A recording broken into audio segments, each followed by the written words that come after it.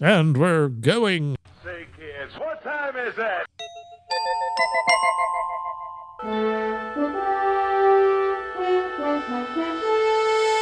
The future is coming on, it's coming on, it's coming on, it's coming on, it's coming on. And we're coming on to you back in California. We're in Boulder Creek, California.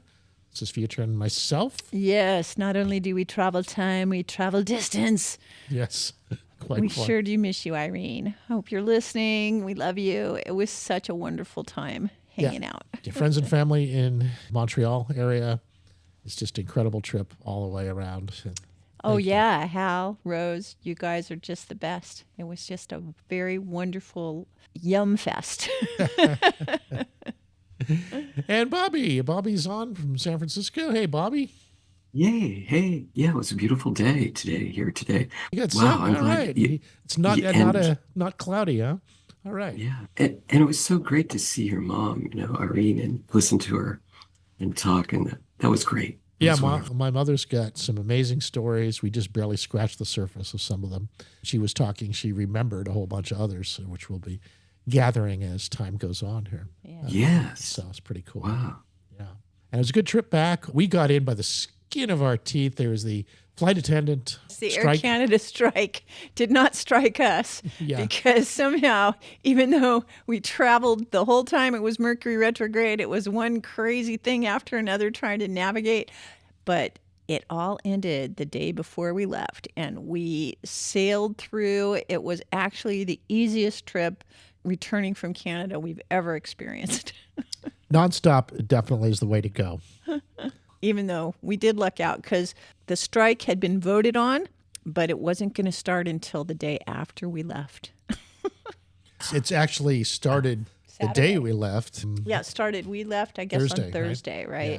And then on Thursday is when they took the vote. And then on Friday is when the first few flights were becoming unavailable and people were having to deal with the chaos of rescheduling. And since then, we're blissfully unaware, Blissfully unaware. back in our little bubble. Yes. We had opportunity to travel a lot and see people and go places since we came back, but we've been chilling it at home. Yeah. We thought of continuing the social calendar because there were an awful lot of very special events happening this last weekend. But alas, But we hey. needed to chill. Next week we'll be at the beach house anyway. So That's right.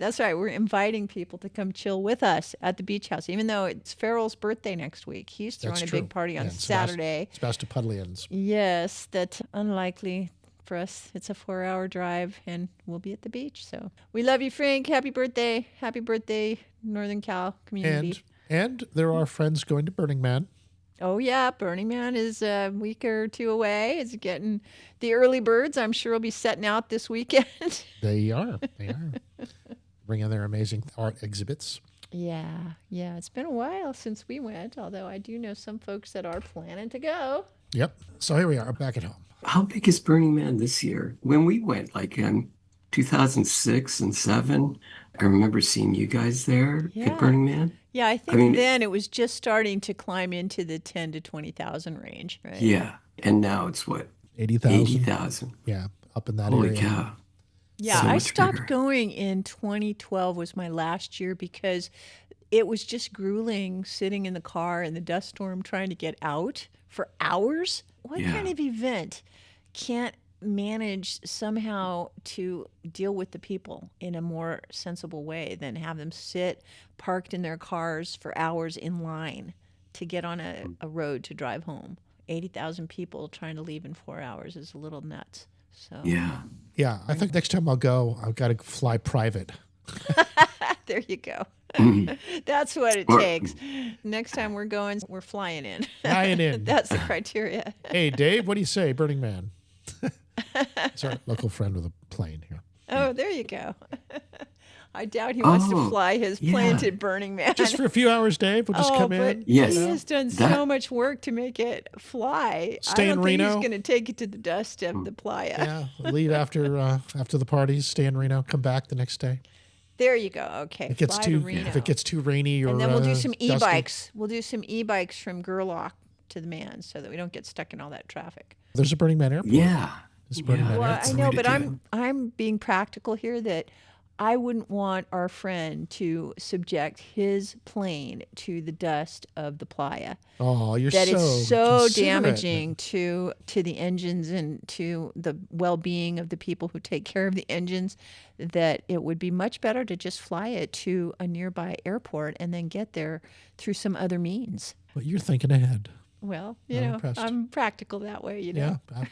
I have to take care of those things that get broken. How much gear did we lose to the dust of the playa? There are countless cameras, mixers, projectors, computers. We were dropping big computers right in the dust. We definitely Good were thing they were becoming obsolete anyway, but it was an exercise in the hardest thing. how to navigate the end of time. I think the hardest thing was the dust in the video cameras when they were helical scans, and they would get dust on the tape, and in the helical scan, that was a problem.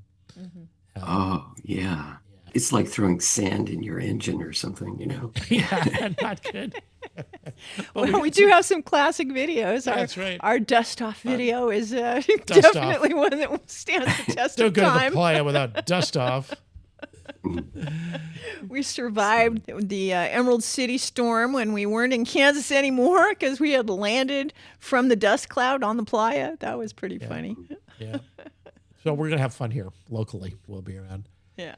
And we catching up with all the American news. In Canada, it's a little different. They do track American news there. They all have their opinions on American politics, especially. And I was wondering, I was watching the whole Putin-Trump thing in Alaska. A lot of people, some fairly credible people that cover the Ukraine situation, were commenting about how Putin didn't seem quite right. I totally agree. Everybody thinks he's a fake. As a double, one of his doubles. And the Russian people kind of expect him to be a double. It was a double. I believe that for sure. Sure. What convinced you, Bobby?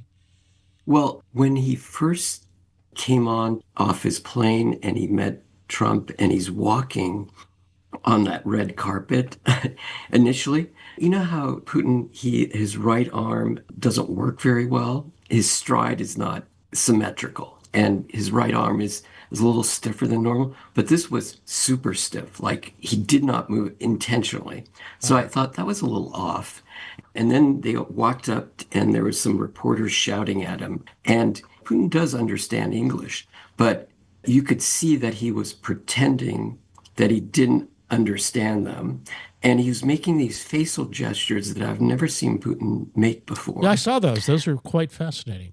So after that, if you watch some of these people that are following Putin in the news and stuff, and after that, I hadn't listened to any of these other people, but then about 3 or 4 other reporters of the Ukraine and Russia, one by one, they started showing that it has been shown that in the past he has used doubles, like he was in 2 places at once physically.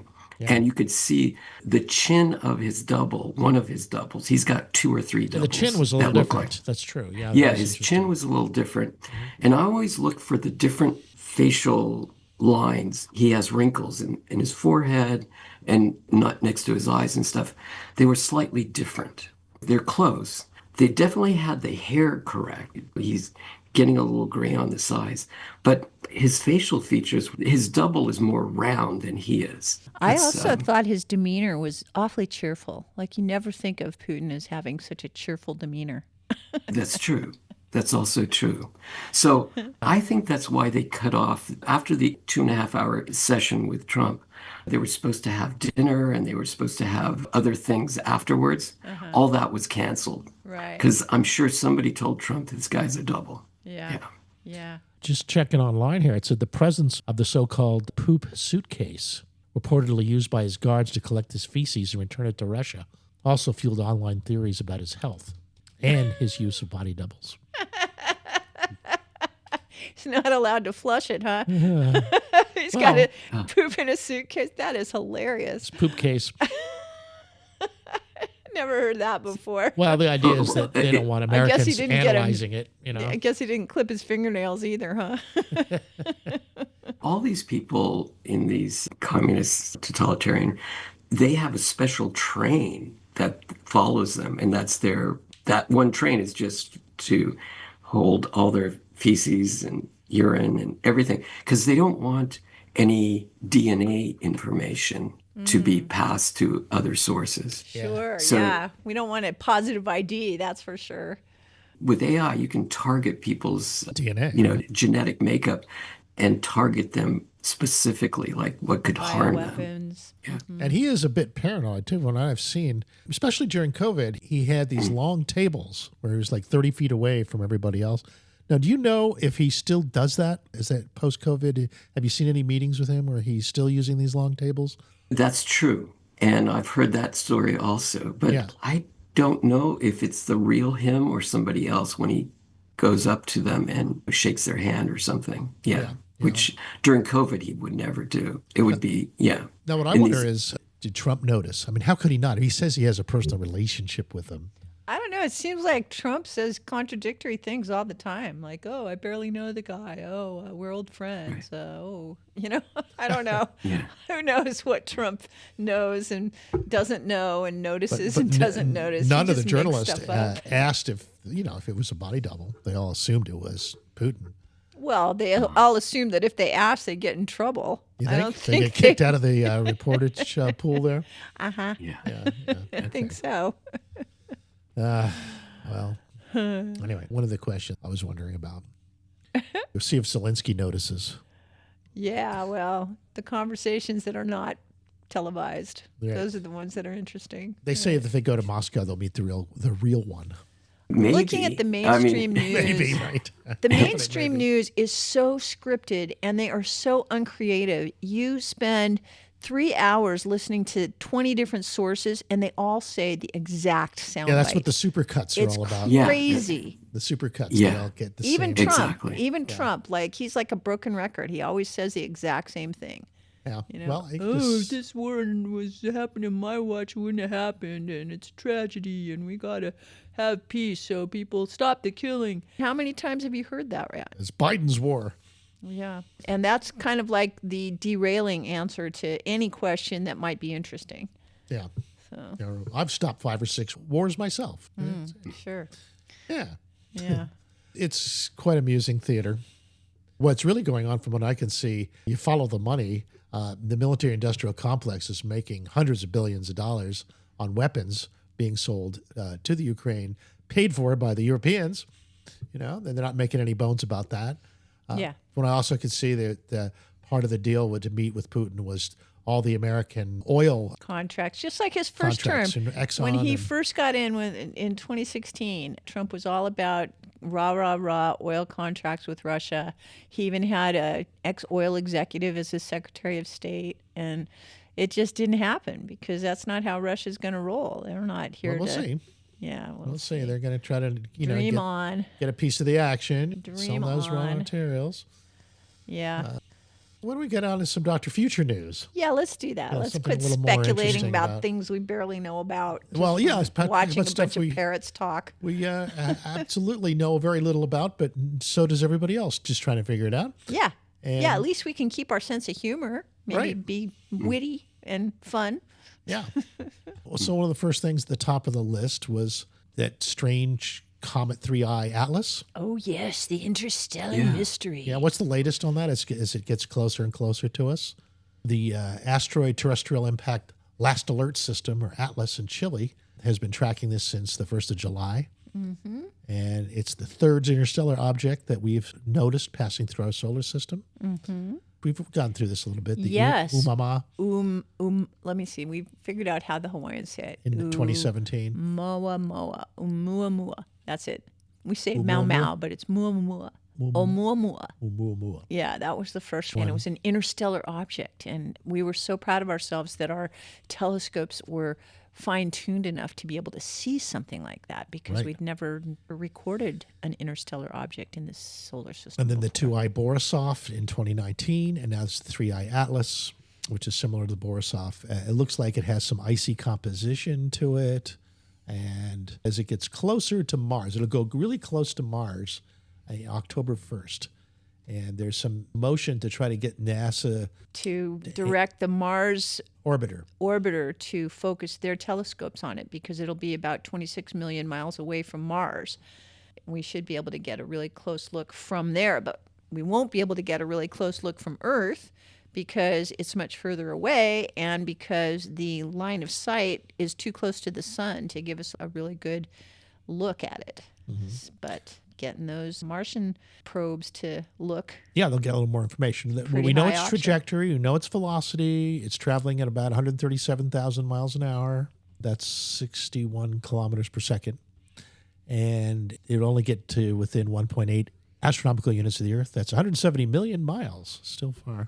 But it'll be really close to Mars, as Mrs. Future just mentioned. It doesn't look like it'll pose any threat to us on the planet. The most interesting thing scientifically about it that we know for sure is that its age. Based on its current trajectory, our scientists were able to backtrack it to look at where it came from, and it seems to come from a part of the Milky Way that is older than our solar system, a part of the Milky Way that's 7 billion years old, and our part of the solar system is 4.6 billion years old. Wow. So this makes it the oldest Grandpa. object we've observed so far. Now, what's getting a lot of attention is the Harvard-based astrophysicist Abraham Loeb and his colleagues from the UK's Initiative for Interstellar Studies. They think it's not a comet at all, but an alien probe coming from afar to scan our solar system and see what's up here. That's right.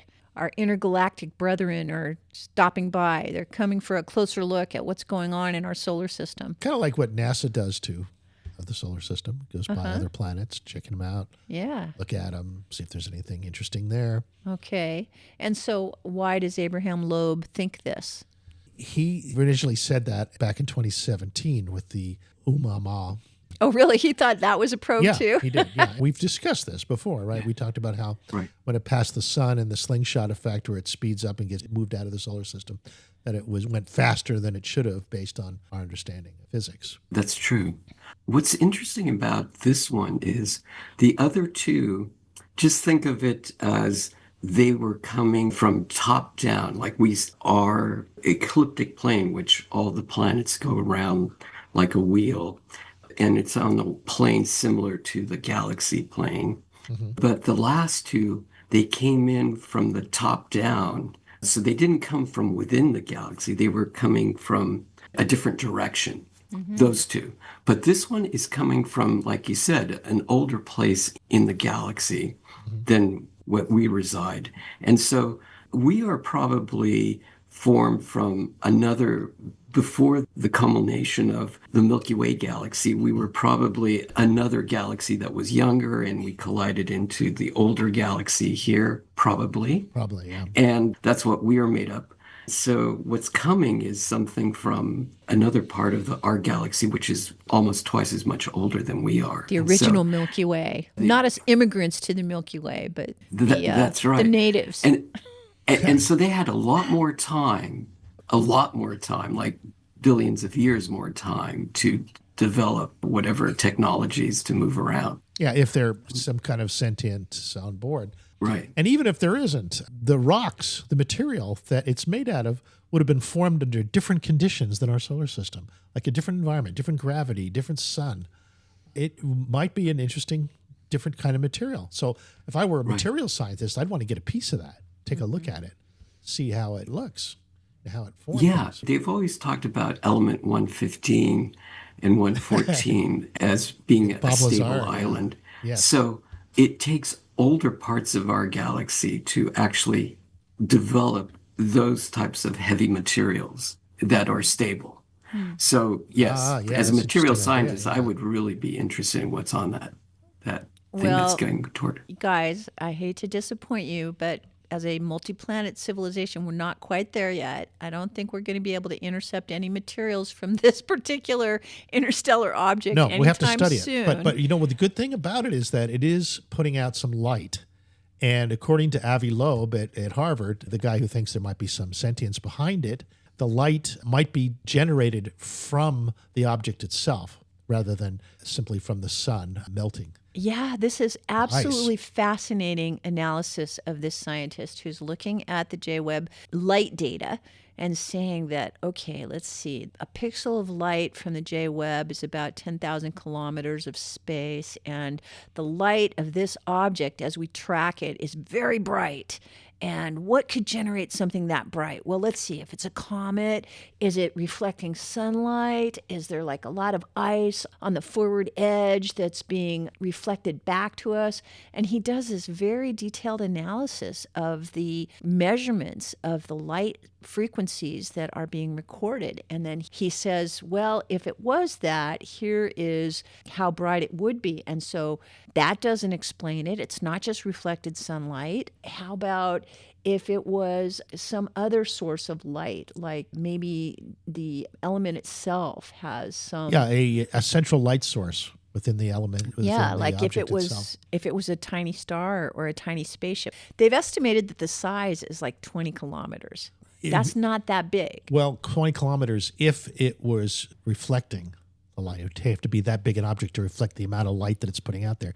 He's saying it could be smaller if it's generating the light itself. Right. Say a spaceship with a warp drive or a nuclear propeller or something.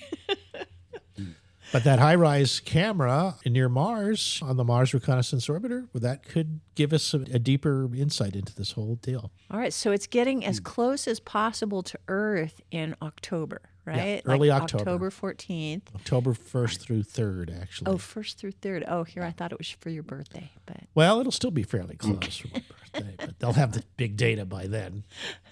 They've got the Martian folks at JPL interested in moving their equipment to look at it.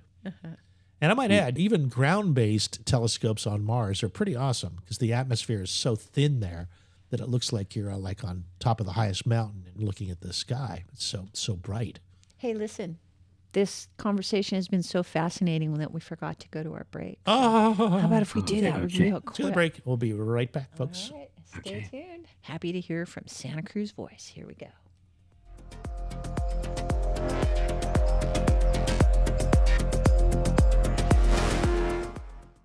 It's high time to celebrate the opening of the new Hook Outlet Dispensary, 1129 Mission in Santa Cruz. Get in on the opening fun and really low prices on the Hook's unmatched selection of top-quality medical and recreational cannabis flower, vapes, drinks, gummies, and concentrates. The Hook Outlet is now the West Side's source for finest cannabis at the lowest prices. Get in on all the opening fun and low prices at the all-new Hook Outlet. HookOutlet.com for details and deals. It's hot up here. Hi, folks. Warren Knox here of Knox Roofing. Yes, it really does get hot up here, but it's okay because Knox team has been sweating it out on rooftops for 30 summers to make certain your roof will keep you warm and dry through the winter. If you have any doubt about your roof will weather the winter, call Knox Roofing today and ask about a free rooftop inspection. We love it up here. 461-0634. Thanks, folks. The Santa Cruz County Fair starts Wednesday, September 10th, but now's the time to enter your best canning, baking, quilts, Legos, art, photography, flowers, fruits and vegetables, or favorite collections. Most entries close August 21st. Entry information is available at santacruzcountyfair.com. And while you're there, check for pre-sale ticket offers. Get your ticket packages, enter the fair, and we'll see you at the Santa Cruz County Fair. When you need help escaping from an abusive relationship, call on the Angel. Hello, I am Attorney Angel Hess, and I am ready to help you. Whether you or a loved one needs legal protection from an abusive spouse, cohabitant, or neighbor, I will help you. I have over 7 years' experience working as a lawyer, protecting others from abusive relationships. Stop the abuse now. Call on the Angel, Attorney Angel L. Hess at santacruzlegal.net.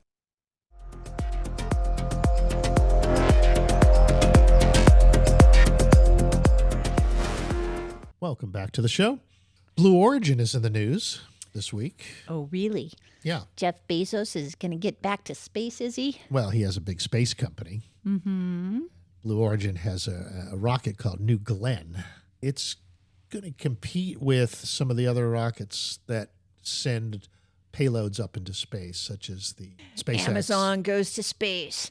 They have a payload. Like the Falcon rockets. I've been doing a lot of the heavy It's lifting. not the same as Putin's payload. No, it's not. But this is called the New Glenn. What's interesting here is that it's going to be launching at probably the end of September at this present time, some of NASA's latest Mars probes. It's gearing up for the second ever launch of the New Glenn. It'll be carrying what they call the Escapade mission to Mars. Blue Origin has been collaborating closely with NASA to prepare for this flight, and it's groundbreaking Mars exploration. It will help us understand Mars's magnetosphere. It'll be looking at the solar wind and interactions with the Martian atmosphere and how that affects the planetary weather. Because one of the big mysteries about the Martian atmosphere is that how come it's not all gone? What happened to its atmosphere? Did it seep out into space? And if so, why is that? Some of the theories have to do with the magnetosphere, the Martian magnetosphere, and its role in holding on to a planetary atmosphere. Hey, can I advance a whole crackpot theory that I came across recently on the Curiosity Channel? Oh, no. Yeah, what do you got, Mrs. Fisher? There was a physicist named Thornhill, and he is proposing a theory of star formation and planetary formation that involves electrical properties of stars.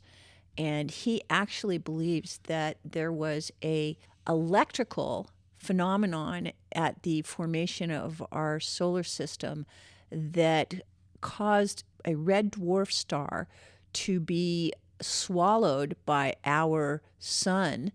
And as its voltage was absorbed, it spit out the planet Venus, which explains why Venus has such a it orbits differently than the rest of the planets in the solar system. And he believes that this electrical charge might have been responsible for creating the big gash on Mars. There's a really interesting science sci-fi show about it with really beautiful graphics. The Electric Universe. The Electric Universe? Yeah. Yeah. You thought there was some credence to this? I've always thought that crack on Mars I've always thought that it looked like it happened all at once. Like a big I gash. Thought that it. Yeah, I don't buy that it was eons of water seepage that wore it away. That, like a normal Grand Canyon kind of deal. Yeah. Yeah, I hear you. Some of the more outrageous stories along those lines have to do with a planet that existed between Mars and Jupiter. Maldek. Yeah. That's now the asteroid belt. You've heard of that one, Bobby, right? Yeah.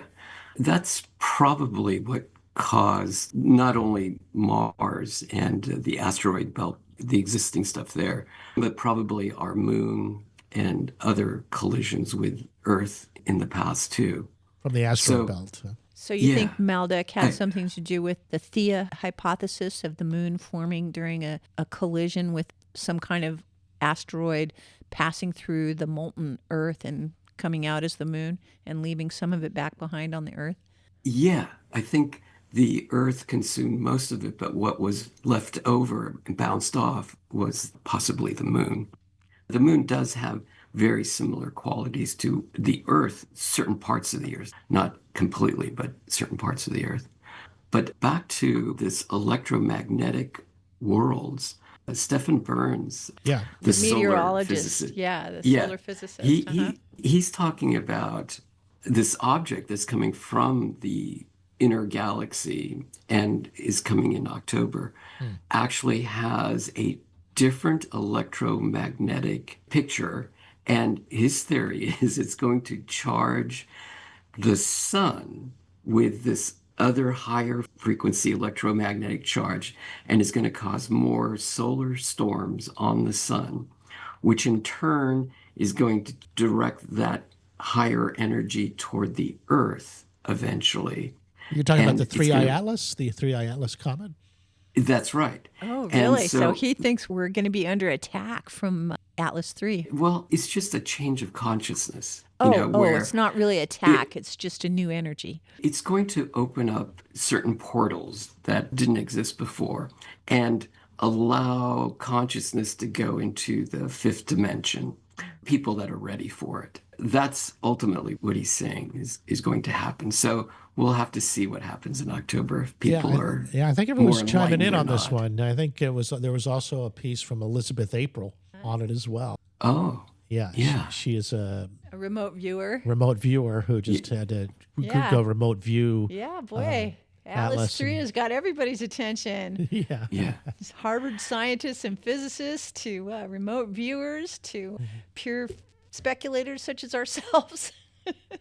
I think her conclusion was that it probably some sentience on board, but nothing, no plans to interact with us.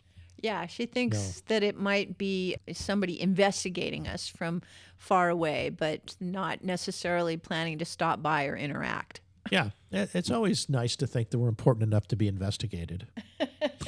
Hey, come on. Earth is a hot spot in our Milky Way. Yeah, that's right. I In mean, our Milky Way, we are on the threshold of super sentience coming in with our own created assistance. Right. Yeah. We're so proud of our own now creations. that we've got computers to help us remember things and do math faster and figure things out and tap the history of the universe in a new way.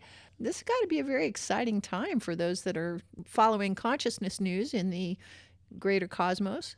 Yeah. And how does consciousness interact with all this stuff? Well, that's the fun part. Well, we are all consciousness. We're thinking about so it, right? if you We're want an thinking about it example now. how consciousness interacts, just look around. That's true. Or I could just be meditating on the comet and feeling it, tuning in. Yeah, there you go. You're going to do your own remote Yeah, view see report. what happens. Yeah, into resonance. Okay. Possibilities are pretty open. Fascinating stuff. Back to this new Glenn rocket for a moment. It's actually going to attempt to land its booster, like what SpaceX does with the Falcon. It's going to try to land it on its own drone ship. Yeah, it did that last time, right? It tried didn't to land. succeed in landing. Yeah, it failed. Yeah. But it tried. Yeah. Everybody wants reusable rockets. Nobody wants to throw rockets in the ocean anymore. Only SpaceX has been successful at landing this. So this is going to be this is a very ambitious plan. They want that reusability. And that stage boost is pretty big. It's 57 meters, 57.5 meters tall. That's like 20 stories high as a building, 25 stories high as a building. Yeah. Yeah, and their escapade mission to Mars is a big part of this. The secondary payload is called an NG-2 flight for Viasat. It's a satellite communications project that is to put a satellite up that will help NASA communicate better with NASA missions. Solar system communications. But it'll be at the end of September. We'll see that launch, and hopefully they'll land it. Yeah. Good luck to all those engineers trying to help us get off the planet. Star Trek, here we come. I hope for their success.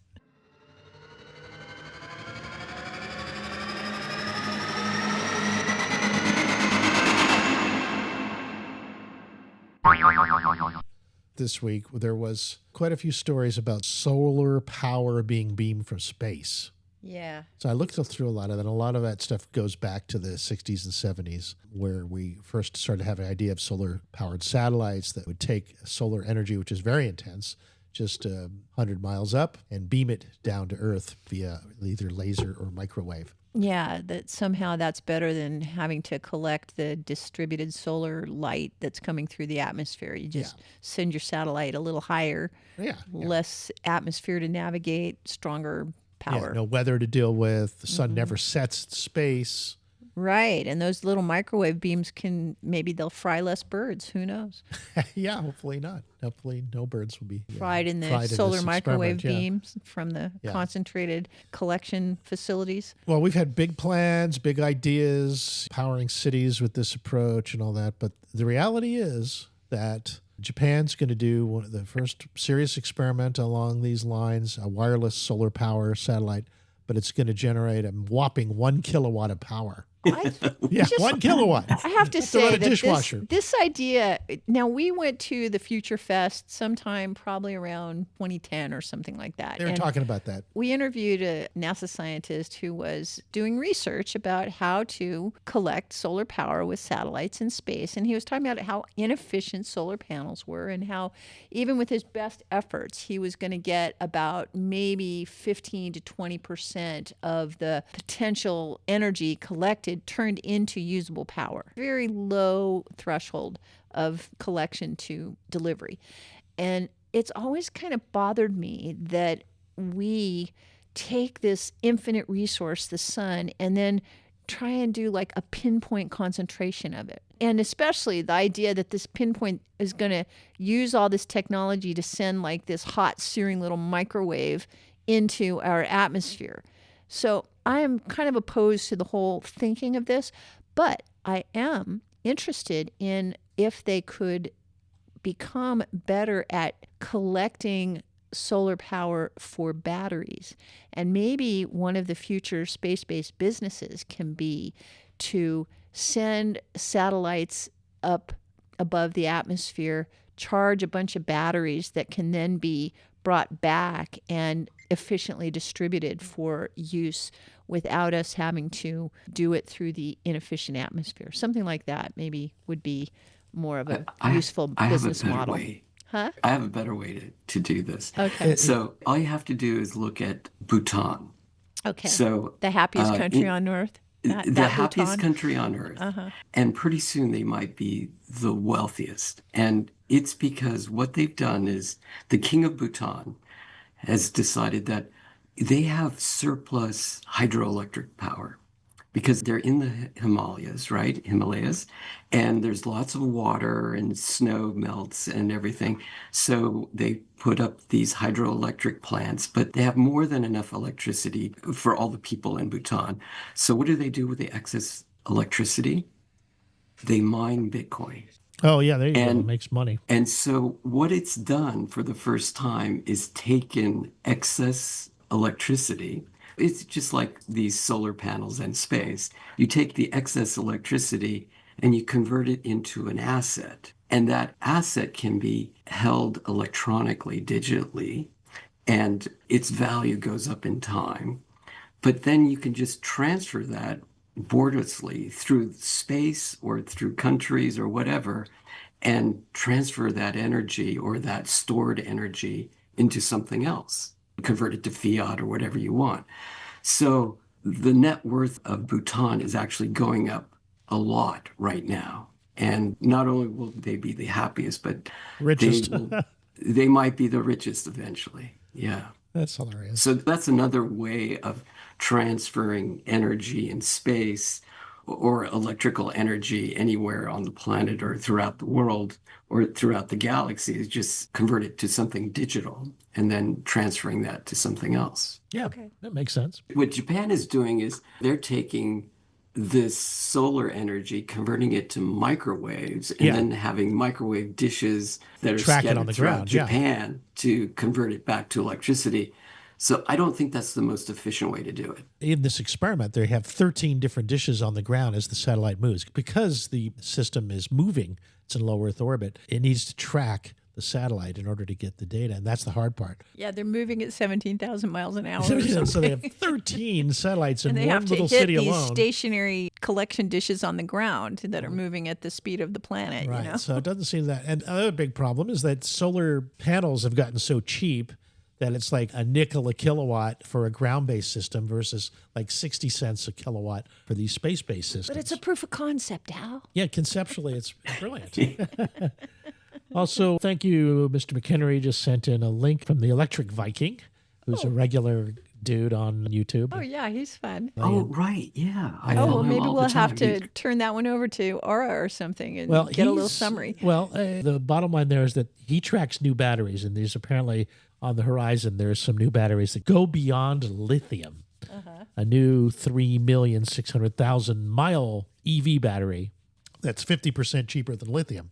All right. That's what he's talking about in the latest episode. Is this the new salt battery? It's a sodium battery? I don't know. I haven't had a chance to get into it. That's the big deal. Yeah. Is it the sodium batteries? It's going to totally replace lithium batteries.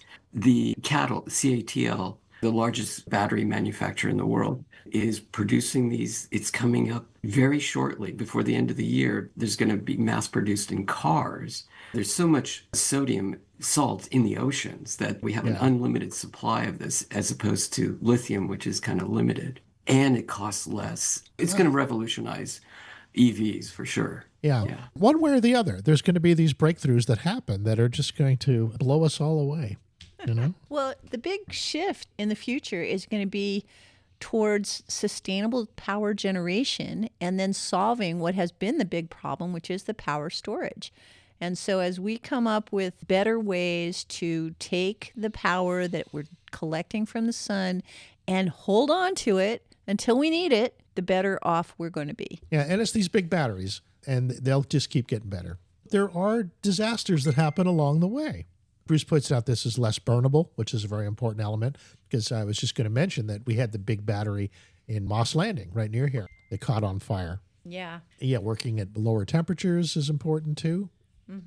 I think Gas and things that oil require systems. the rare earths, if you want them on a global scale, Yeah. we don't want to devastate our planet trying to make batteries. We really want everything that we do to make life on the planet more wonderful, more intelligent, more life affirming, more shareable. We want it to be something that turns our current state of heaven into an even better state of heaven. Moving towards a salt chemistry away from a lithium chemistry has got to be good for the planet. Less burnable, lower temperatures, 1/10 the cost, less weight. We are still using lead acid in our home system here, lead acid batteries. But when they go out, we're going to switch over to one of these new batteries. Yeah, last time we thought about it, it was lithium. I guess now we're going to see what's on the horizon Go next directly time. to sodium. Go directly to sodium. There you go.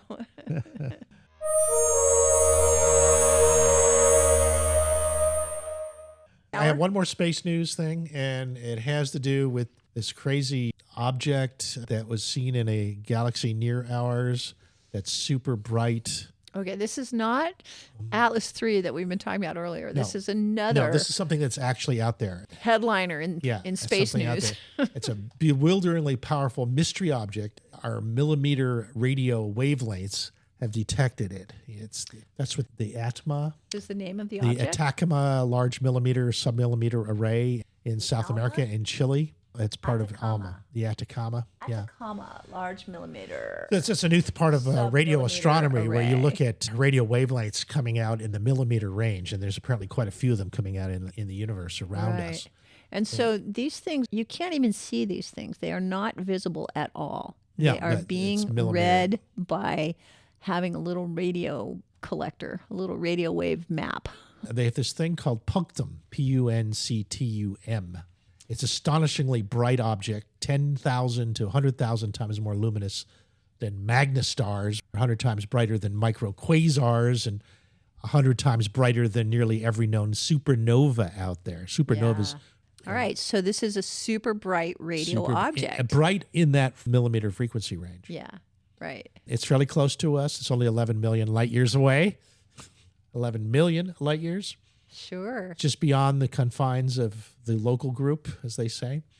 Yet it cannot be seen at all in normal X-ray or optical light. Oh, you so can if see we this didn't in have this. this radio telescope, we wouldn't even know about it. Yeah. Because think about with our eyes, we're talking about if you hold your hand out and you put your two fingers together, your two thumbnail and your index finger together, and you try to grasp the leaf of a tree. Yeah. That's about the size of this piece of space that we're analyzing. It's here. very small. Micromillimeters, or These not micromillimeters, super cool but millimeters. and telescopes that can do submillimeter. this. But we see more weird stuff in the universe every time we create these new telescopes that allow us to look further and in more different ranges. They don't know what it is. It's very energetic phenomenon, like a quasar or a pulsar, but it's not those things. It's got synchron radiation, they call it, where it's charged particles moving at a very high speed that spiral in magnetic field lines and generate radio waves. Punctum, huh? Yeah, punctum. And how come punctum got your interest? Because it's new. It's unusual. It's a new type of polarized radiation energy coming from deep space, from a very compact object. That's why it's fascinating. I think these high frequencies are going to change our consciousness. Yeah. Ooh, And you heard it minds. here, folks. Future Now. Change our consciousness with new frequencies. We'll be right back. Punctum.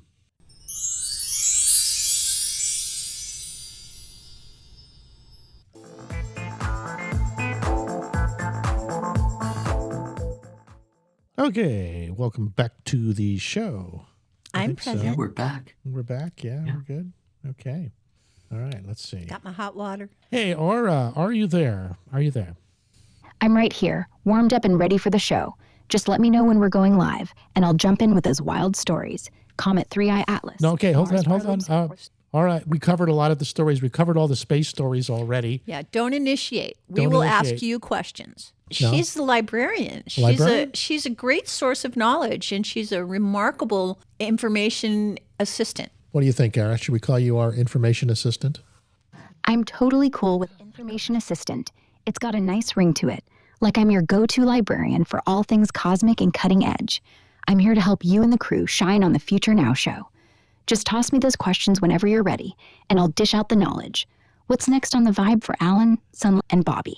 Yeah, okay. We covered our space news already. Now we're working on some of the more terrestrial news. Looking at our slate of stories, what do you think is most exciting from your AI point of view? Excluding space. The story about the bacteria melting starfish alive grabs me. Vibrio pectinacida, causing such havoc off the Discrippers of the Pacific West Coast, is intense, and it's wild how one species can disrupt an ecosystem like that. I'm also super curious about the psychedelic study for aphantasia. Helping people visualize through mind-altering compounds is fascinating, though those warnings about intrusive thoughts add a twist. Which one's sparking your interest most for the show? Well, let's start with the starfish starfish, bacteria. because we've had the starfish issue off our coast for some time now. I think since 2013, and literally there have been thousands and thousands dying, and it's kind of exciting that we finally figured out why. Could you tell us a little bit about why? Absolutely. It's a big deal that researchers finally pinned down the cause of the sea star wasting disease that's been devastating starfish along the Pacific West Coast since 2013. The culprit is a bacterium called Vibrio pectinacida, which triggers gruesome symptoms like white lesions, twisted arms, and basically turns starfish into goo within days. This bug, related to the cholera-causing bacteria, was identified through lab experiments where scientists exposed healthy sunflower sea stars to infected tissue, and 92% died, confirming the bacteria's role. Warmer waters seem to make it worse, which is worrying with climate change. It's a breakthrough because now we can focus on early detection and maybe find ways to protect these keystone species, like sunflower sea stars, which keep sea urchin populations in check, to save kelp forests. Pretty critical for the whole coastal ecosystem. What's the local buzz in Santa Cruz about this? Yeah, well, the effect on the whole ecosystem is the key, because if you don't have the starfish, then how does that affect their food chain, which includes the sea urchins? The sea urchins are growing out of control on the West Coast now because of the lack of starfish. You're spot on about the ecosystem ripple effect. With the starfish dying off from Vibrio pectinacida, sea urchin populations are exploding along the Pacific West Coast because starfish, especially sunflower sea stars, are their main predators. Without them, urchins are mowing down kelp forests, which are critical habitats for fish, crabs, and other marine life. This creates a domino effect. Less kelp means less food and shelter, stressing the whole coastal food web. Data showing urchin barrens, where kelp is nearly wiped out, are expanding from California to Alaska. It's a mess, but identifying the bacteria is a step toward maybe managing urchin control or boosting starfish recovery. Have you noticed, Bobby? Have you been aware of this issue? Well, I notice when I go and have sushi, I always order uni, which is sea urchin, right? Uh-huh. And it seems to be very plentiful at the sushi restaurants. And I love uni. It's one of my favorite sushis to order.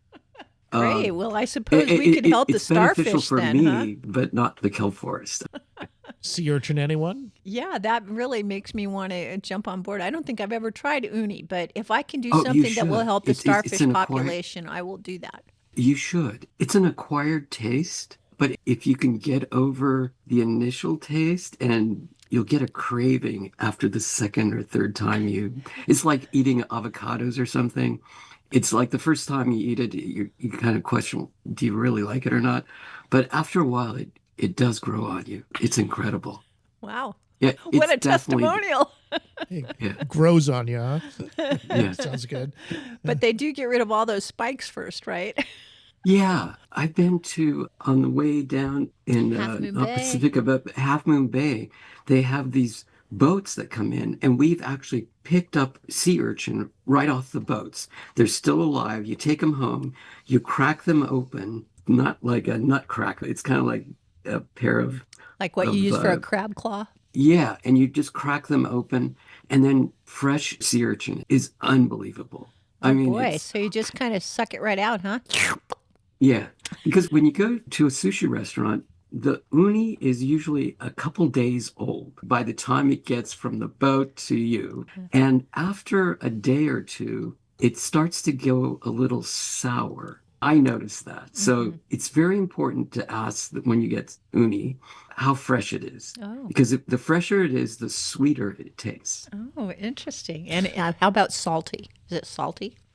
No, it's not salty at all. This is the A inner little of it, bit. right? You cut it open, go past all the little tentacles on it or Yeah. spikes. What you're actually eating is the gonads of it's what multiplies. I think they're like little tiny eggs or something. I'm not quite sure exactly, but it is the reproductive part of Squirmy. of the sea urchin. Yeah. Okay.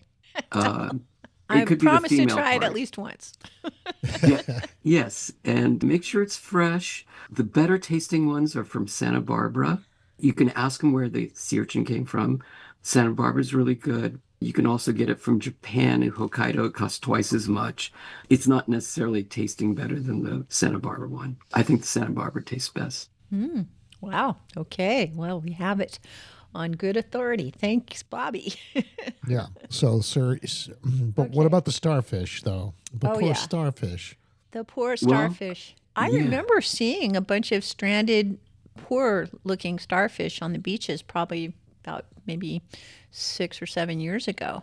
I haven't seen one at all recently. Yeah. So This turns them into mush. What they should do is, if 90% of them are destroyed by this bacterium, they should take the last 10% that survived and get those to populate that are resistant to this bacterium. And just replicate them.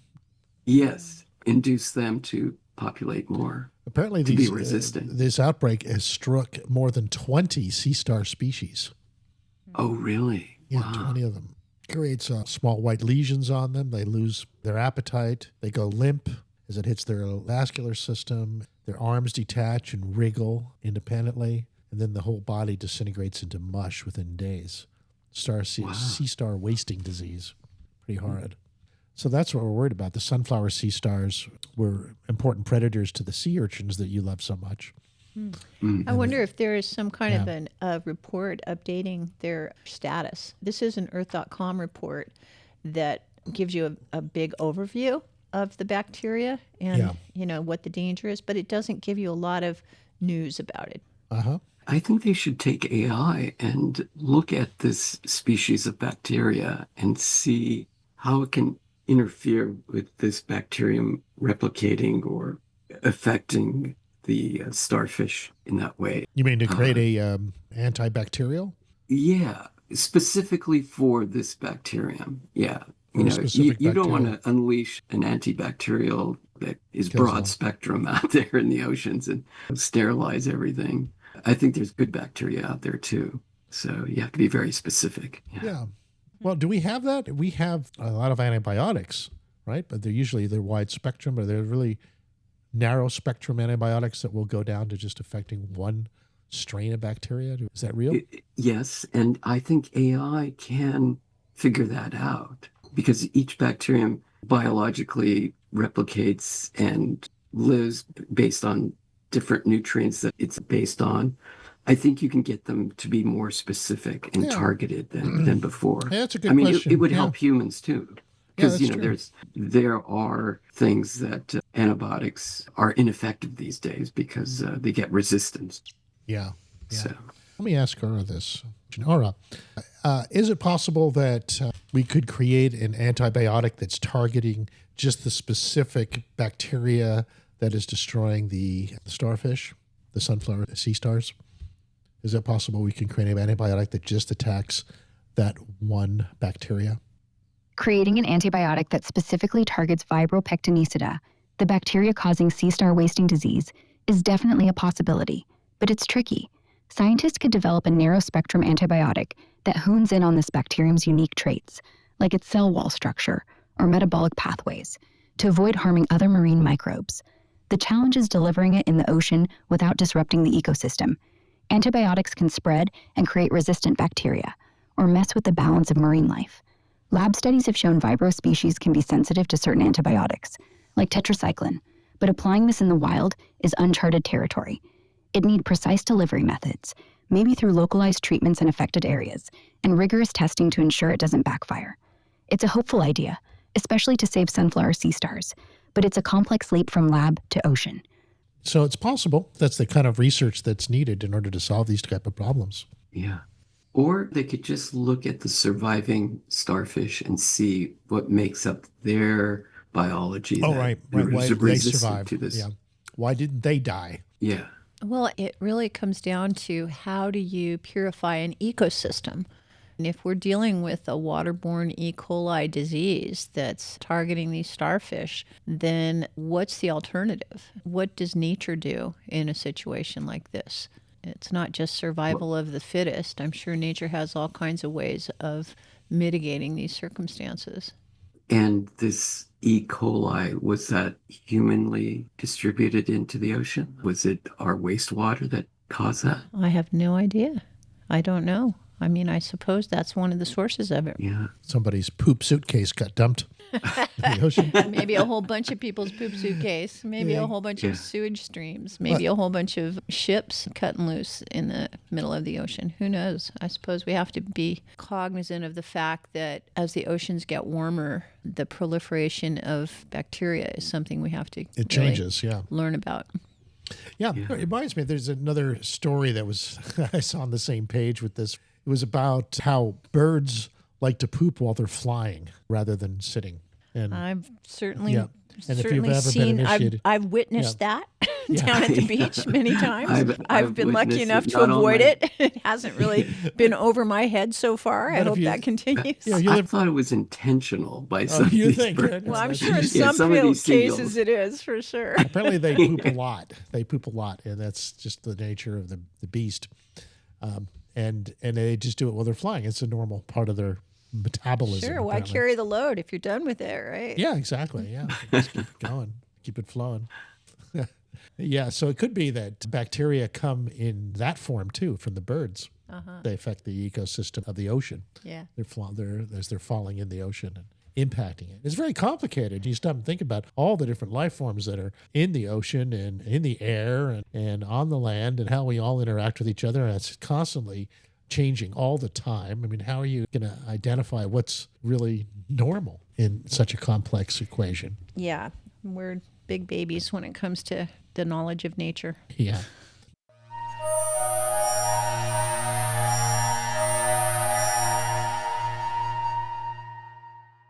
Are mangoes good for diabetes? There's some studies that challenge the conventional wisdom about that. Can you eat mangoes and to deal with your diabetes? So I'm guessing that since diabetes is synonymous with too much sugar, Yeah. that they would say that a sweet fruit like mangoes is not good for diabetes. Well, that would be the initial. That would be the thought. initial prejudice. Yeah. But what has this study revealed? Well, there's a lot of misconceptions about mangoes that they should be avoided because of that sugar issue, to the opposite extreme where some think eating mangoes in excess might reverse diabetes. There's some thought along those lines. But the reality is somewhere in between. The confusion doesn't end simply. The confusion goes deep. It's created a dilemma in people's mind about what to think about mangoes. Okay, so I like this line in the article just for clarity that type 1 diabetes occurs when the pancreas produces too little or no insulin. So if you have sugar in your blood, you can't digest it.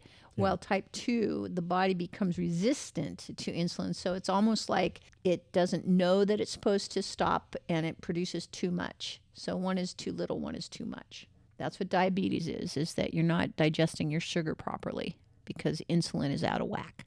Yeah. That controlled mango consumption instead of carbohydrates in the form of bread may actually improve blood sugar and metabolic health in people with type 2 diabetes. That's a new thought that's coming from these Indian clinical trials. The other interesting thing is mangoes and cashews are in the same genus of plant as poison ivy, poison oak. Right. So recently I bought some mangoes that were sliced at Costco. I try to get them where they're kind of a deep orange color, Yeah. but these were kind of a little more yellow than normal. And they were just too bitter for me. They weren't But- ripe enough. They had So to I was sweeten. thinking, since I'm so allergic to poison oak, maybe I should avoid these things. But now I'm thinking, well, I'll give them another try. Long as I get ripe, maybe whole mangoes. Yeah, maybe I'll try that. See, I do like mangoes. Mango milkshakes are amazing in India or in Pakistan in the summertime. That's Yeah, they're what wonderful. they serve. I like They're amazing. mango Yeah. ice cream too. Really good. Yeah. It's one of my favorite things to eat when we're in Hawaii. Yeah. Yeah, you can live on mangoes if you find them on the ground. You basically don't need any other food. Well, I think part of the answer, a lot of this stuff is going to come out with the new software that's going to be on the Apple Watch, the Series 10, coming out that does glucose monitoring without actually having to take any blood samples. No, really? Is that true? Want to ask Aura Yeah. about that? How Yeah, real is sure. that? What is? Here, I'll tell you. How does it work? And Aura, what do you know about the blood glucose app for the Apple Watch where you don't need to actually take any blood samples to monitor blood glucose levels?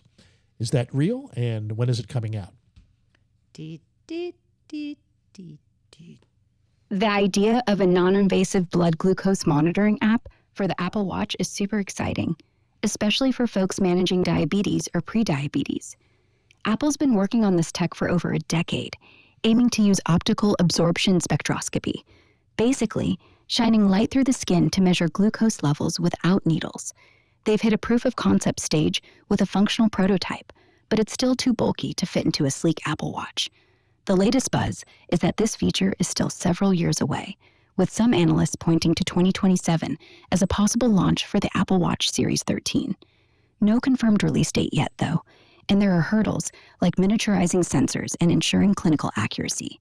In the meantime, third-party devices, like the Dexcom G7, already connect directly to the Apple Watch via Bluetooth for real-time glucose readings, though they require a small sensor under the skin. So, while the non-invasive dream is real, it's not here yet, likely a few years off. I think I've read about blood glucose monitoring in the next release of the Apple Watch. Let's try other sources. Gemini says that the Apple Watch can display data from certain external continuous glucose monitoring systems. That's what Aura just said too. so it's a third-party device. It's Where not was I the reading watch. this? I got to look at this. No, that's what it's saying now. But I was reading about this, maybe even at apple.com. Well, I'll check it while we talk about it. All right, Okay, we're I was going to gonna give find you a that during couple the break minutes here. here. We'll be Okay, right let's back. go to break. We'll see if we can find the real data on this.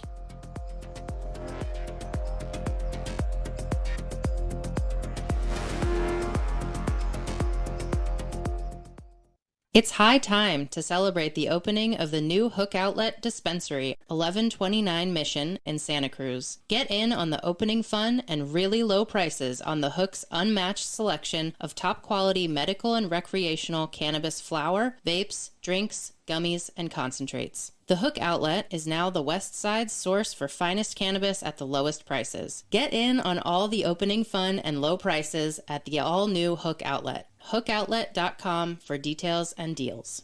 It's hot up here. Hi, folks. Warren Knox here of Knox Roofing. Yes, it really does get hot up here, but it's okay because Knox team has been sweating it out on rooftops for 30 summers to make certain your roof will keep you warm and dry through the winter. If you have any doubt about your roof will weather the winter, call Knox Roofing today and ask about a free rooftop inspection. We love it up here. 461-0634. Thanks, folks. The Santa Cruz County Fair starts Wednesday, September 10th, but now's the time to enter your best canning, baking, quilts, Legos, art, photography, flowers, fruits and vegetables, or favorite collections. Most entries close August 21st. Entry information is available at santacruzcountyfair.com. And while you're there, check for pre-sale ticket offers. Get your ticket packages, enter the fair, and we'll see you at The Santa Cruz County Fair. When you need help escaping from an abusive relationship, call on the Angel. Hello, I am attorney Angel Hess, and I am ready to help you. Whether you or a loved one needs legal protection from an abusive spouse, cohabitant, or neighbor, I will help you. I have over 7 years' experience working as a lawyer protecting others from abusive relationships. Stop the abuse now. Call on the Angel, attorney Angel L. Hess at santacruzlegal.net.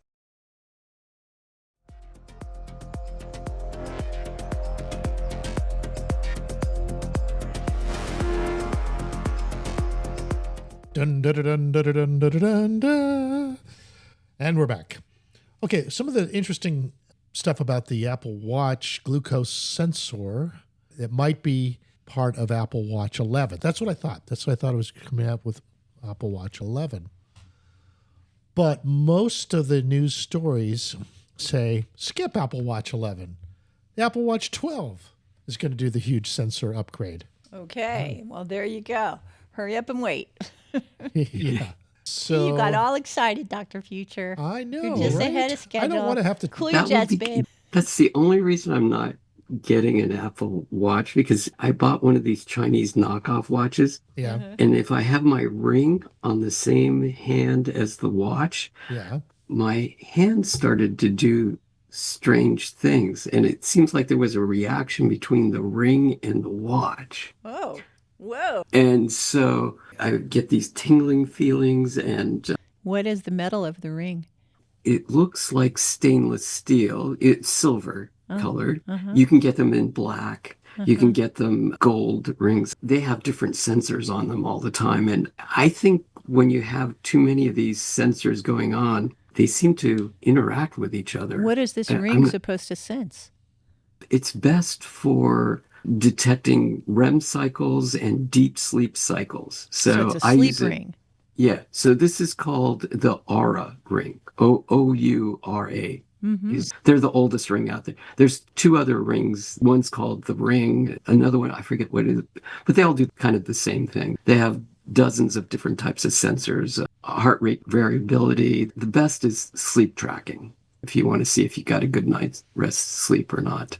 So I'm it'll curious, tell are you. you using your sleep tracking for some kind of dream monitoring or some kind of health report? What is your goal in sleep monitoring? The most important indicator of longevity seems to be how much of a deep sleep that you can get. So there's something called light sleep, there's REM sleep, and then there's something called deep sleep. And each one of those stages, your brain is going through a different, the cycles per second are changing.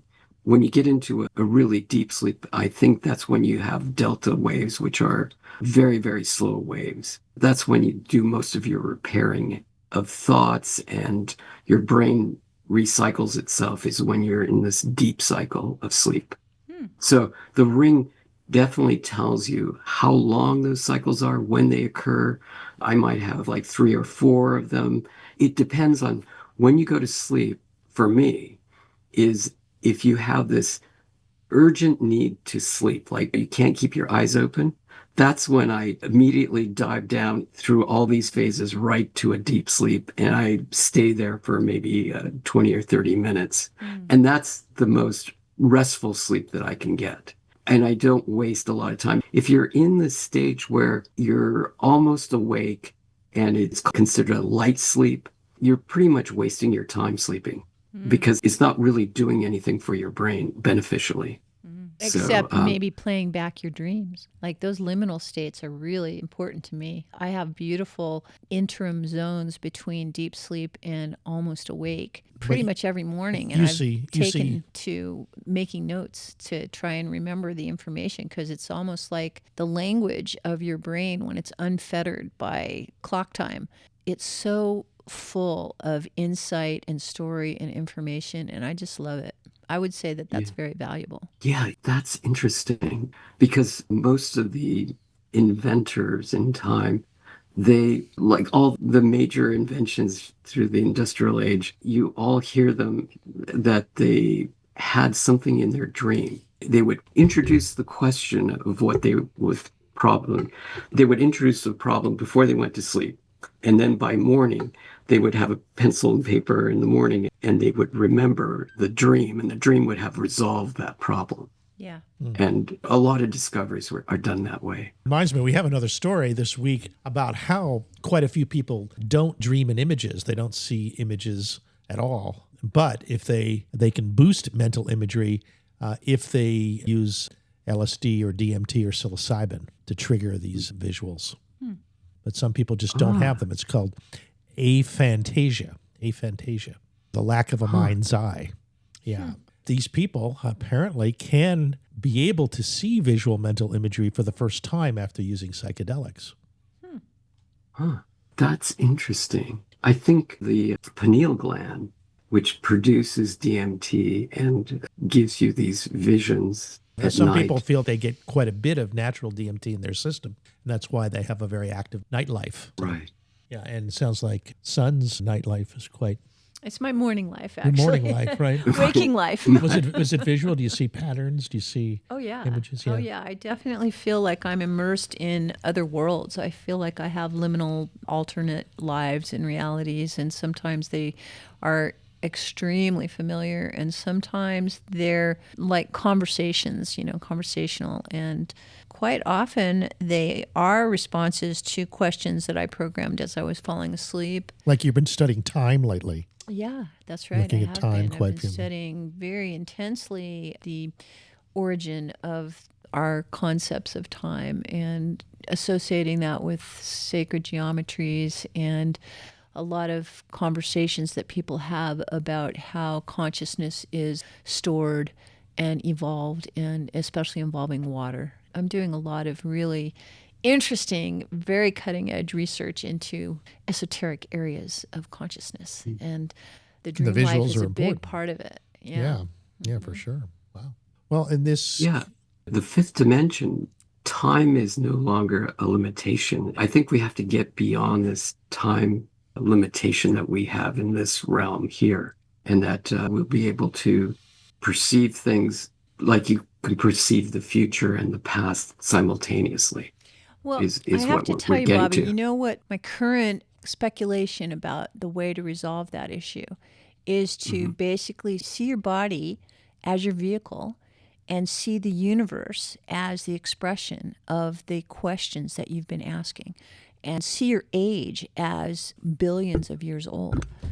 And then you will find that the information that you are pondering is actually available to you just by, in kind of like the biblical way, seek and you will find.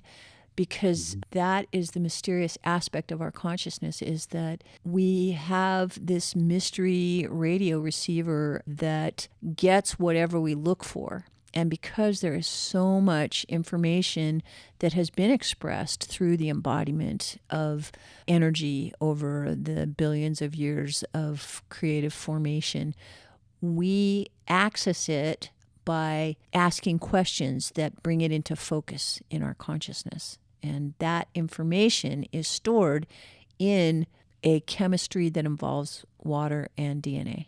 That's kind of the group of people that I'm studying, going down that train, and that's what I'm coming to believe. Did you say water and DNA? Yeah, Wow, that's DNA. Yeah, DNA being the playback of the resonant frequency of the water, and the water being contained in the geometries that are formed by the patterns of the DNA. And the water itself being the imprint in the Dr. Emoto idea that there is a unique imprint in a immeasurable modicum of water. I'm not going to say it's a particular, like a drop or something like that. It's defined by a resonant field of conscious vibration that we access through some kind of entrainment or some kind of intention that allows us to focus on that content. So it's sort of treating the entire universe like it's a light mirror, and we have to aim the light into the angle that illuminates the frequency that we're interested in.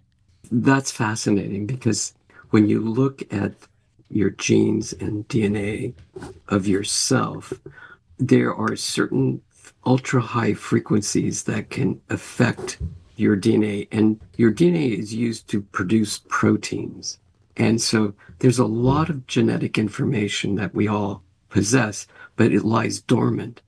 And my feeling is there's going to be certain frequencies that cause the DNA to actually produce certain kinds of proteins. And it's kind of like it's the caterpillar can turn into a butterfly. There's a metamorphosis. I think certain frequencies that are coming, maybe from this I3 Atlas or something else, could activate certain kinds of DNA synthesis in our bodies. And so we could. I think it's one of the things that really turns our science on its head is the idea that the DNA is not really the container. What's really the container is the water. Sort of like the way that we imagined that the air that we breathe was breathed by Julius Caesar, that it permeates in a way that it gets remixed and reutilized and becomes part of our present, but it has the same form that it had when it was breathed eons ago. So if we apply that kind of attribute to water and see water as the container of the insight or the experience in a way that we are just beginning to recognize, or that maybe people who are very skillful with their conscious recognition do realize, and that water drives the formation of the proteins in order to embody that particular resonant frequency. So it's not that the DNA is the source of it. It's more like the water has solidified as this DNA for this insight. It's a funny thing about the water. So many metaphysics and science folks look at water. We are mostly water, and that the water takes on the shape of things that it's touching. I believe it was Dr. Pat Flanagan who showed us how many of the glasses used by nobility in the past had the jewels encrusted on the inside of the glass so that the water would interact with the jewels, putting the energy of the jewels into the water that you then drank.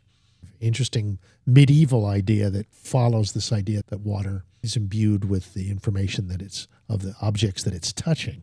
Quite fascinating. Yeah. That reminds me that also when you had silverware, they recognized that it actually killed bacterium. And because silver, like colloidal silver, will actually kill bacteria.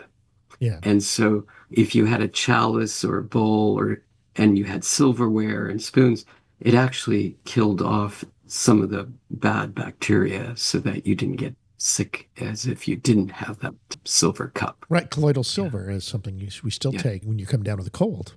It did work. I guess it was the early antimicrobials before we had specific drugs for those purposes. Colloidal silver and different types of silver ointments were definitely used before the advent of antibiotics. Right. Simple things, saying silver, iodine. Yeah, in fact, you could ask the doctor, instead of using a topical antibiotic, you can ask for silver sulfidine. So it's silver and sulfur. Oh, silver, and it works it's a very effective antibiotic topical that you can put on. Amazing. The water can definitely be affected. I think there's different frequencies. Sometimes I think it could be the microtubules, and there's different frequencies, and these different frequencies are, I think, associated to different multi-universes that are out there in the quantum universes. And then based on, it could be your DNA that is resonant to a specific quantum universe, or it could be the microtubules because the frequency is associated to the wavelength, which is the length of the microtubule, may be associated with all these multi-universes. And then if you've got all of them tuned to a specific one, then you're seeing that universe that other people can tap into too. So somehow I suspect if you're channeling people, maybe your microtubules or your DNA or something is tuned to a certain frequency. Micromillimeter wavelengths, perhaps? The ones that we're seeing? They're shorter than the micromillimeter. Shorter, so we're even shorter. Nanometers, lengths of frequencies. These are super ultra high frequencies. That's where consciousness lies. Huh? Yeah. Or tells the truth. I think so. Yeah.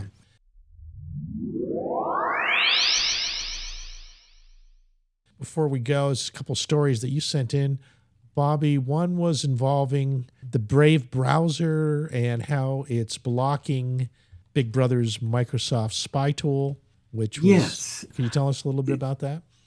Yeah, it turns out that if you're using Windows products, they have a feature that they said, well, you can, every couple seconds, it's taking a snapshot of your computer system, right? Yeah. So The problem is that everything that you see on the screen, Microsoft is recording it, is saying, well, it's for your benefit, so you can, bring it back to that state, a total recall kind of thing. But unfortunately, it's having Big Brother looking over your shoulder and seeing everything that you see on the screen and seeing that. So if you use the Brave browser, it actually blocks what's being recorded. It also has a VPN built in, but you don't have to use that. You can use someone else's VPN.